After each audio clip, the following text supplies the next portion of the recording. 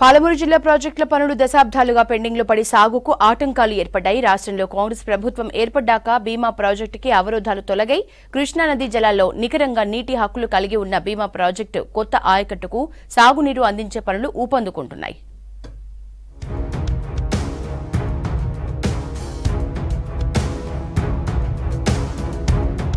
కృష్ణానది నీటి వాటాలో 20 టీఎంసీలు నికర జలాల్లో హక్కు కలిగి ఉన్న ఏకైక ప్రాజెక్టు భీమా ప్రాజెక్టు.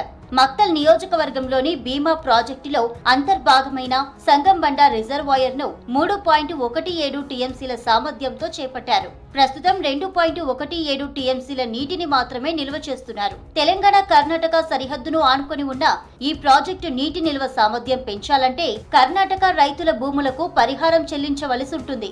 ఈ సమస్య పెండింగ్ లో ఉండడం వల్ల సామర్థ్యానికి అనుగుణంగా నీటిని నిల్వ చేయలేకపోతున్నారు. దీనికి తోడు సాగు విస్తీర్ణం కూడా తగ్గుతుంది.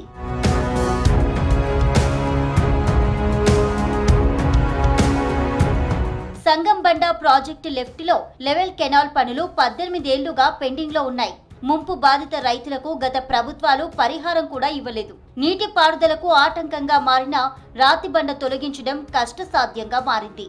ముంపు రైతులకు పరిహారంతో పాటు రాతిబండ తొలగించడం కోసం 10 కోట్ల రూపాయల నిధులను రేవంత్ సర్కార్ విడుదల చేసింది. పరిహారంతో పాటు కాలువకు అడ్డంగా ఉన్న బండ తొలగింపు ప్రక్రియ మొదలైంది. దీంతో 15 గ్రామాలకు చెందిన 25,000 ఎకరాల భూములకు కొత్త ఆయకట్టుకు సాగునీరు అందబోతోంది. బండ తొలగింపుతో పాటు కాలువ పనులు శరవేగంగా కొనసాగుతున్నాయి. దీంతో భీమా ప్రాజెక్టు ఆయకట్టు రైతుల్లో ఆనందం వ్యక్తమవుతోంది. నీళ్లు రాక పంటలు పండకపోతే ఆ పంటలు పండనటువంటి నష్టము రైతులకు ప్రత్యక్షంగా ఉంటుంది. కాబట్టి వలసలు పోయినటువంటి సందర్భాలు ఉన్నాయి.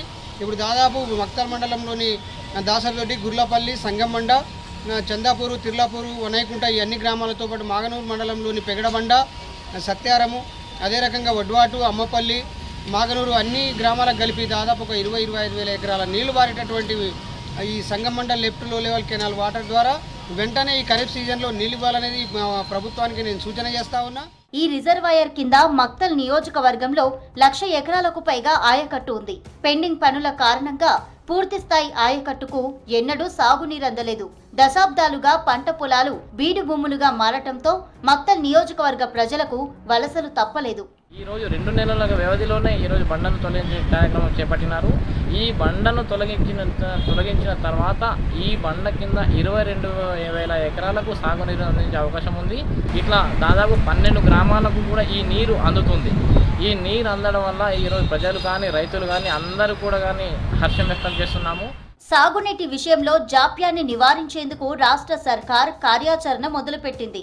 దాదాపుగా 2 దశాబ్దాల తర్వాత పనులు మొదలయ్యాయి. కృష్ణా బేసిన్ లో వరద మొదలైతే భీమా ప్రాజెక్టులోని కొత్త ఆయకట్టుకు ఈ సీజన్లో నీరు విడుదలయ్యే అవకాశం ఉంది.